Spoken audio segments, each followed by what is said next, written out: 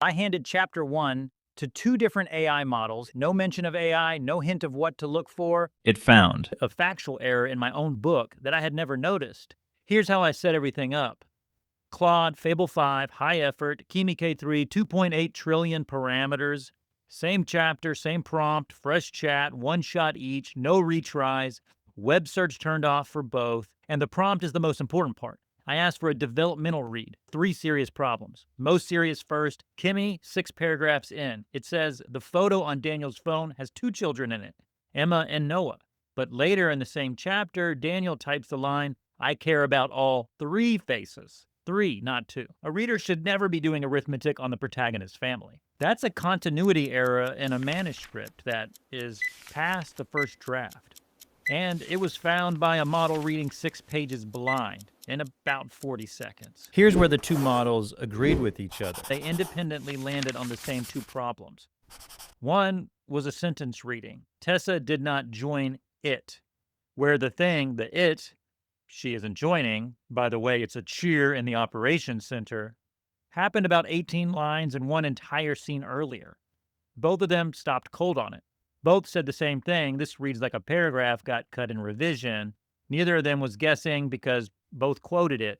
And the second thing, the chapter's whole disaster hinges on a technical question. Inherited service tokens versus the account label.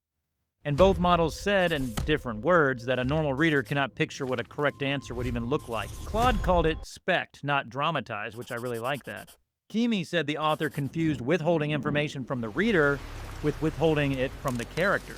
So that's a burn on ChatGPT. When 2 AI models built by 2 different companies on 2 different continents flag the same 2 sentences without talking to each other, I call that a signal to sit up and pay attention. But then I ran the same chapter through my own analyzer, the one that counts instead of reads. 1,670 words, cliches, 0. Passive voice, 0.12 per 100 words. Adverbs, 0.36, which is the exact same number the whole novel scored. So the chapter is representative. And then this happened. Century grounding, 2.04 per 100 words. Kimi, in its write-up, praised the chapter's sensory detail as real. Claude didn't mention sensory grounding at all. My counter says it's the thinnest thing on the page. So I now have 3 readers and 3 different answers, which brings me to the sentence I actually wanted them to catch.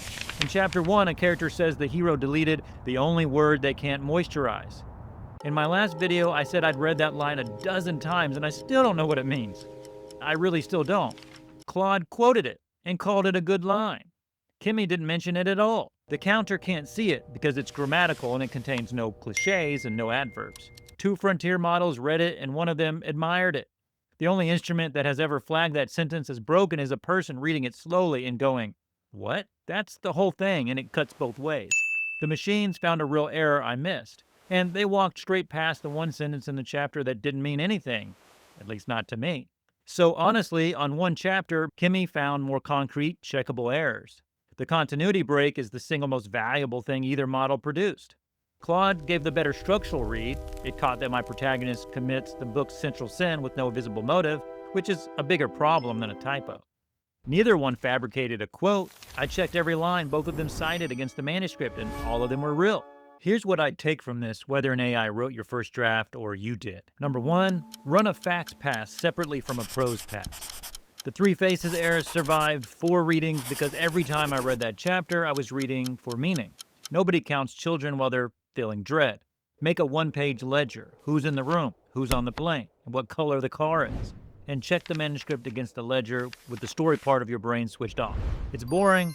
It's also the only thing that catches this. Number 2, use the swap test on dialogue. Claude named this and it's the best free tool in the video. Cover the attribution tags and see whether you can still tell who's talking. In my chapter, 1 character survived it, 3 didn't. A line of dialogue should not be able to be moved from one character to another without breaking. Number 3, stop prompting just for distinct voices, like I did. That instruction was in my prompt. The model aimed at it and missed completely because it means virtually nothing. Specify per character, vocabulary register, typical sentence length, what they do when they're uncomfortable, and one thing they would never say. 4 constraints, and suddenly the model has something to actually miss or hit. Number 4, do a comprehension pass out loud after the prose is clean, not a proofread. If you have to reread a line to work out what it means, then it's not subtext, it's homework. Indirect means the reader understands more than what's said. Obscure means less. My analyzer can't see that line. 2 frontier models couldn't see it. Your mouth and ears can. 5, and this might be the most important one. Every instrument has a different blind spot, so use more than one. The counter found thin sensory grounding that both models missed. The models found a continuity break and a missing motive that the counter can't even measure. 3 passes, 3 different failure modes, and any one of them alone would have shipped a broken chapter. That prompt on screen is the diagnostic version. It asks for a report, not a rewrite. Use AI as a diagnostic instrument, not a substitute for your taste and judgment. That prompt is free below in the description. The novel is also free. Chapter 1 and all 233 pages in the free author bundle, link below. Thanks so much for watching. Check out some of the other videos because that really helps the channel. I'll see you in the next one.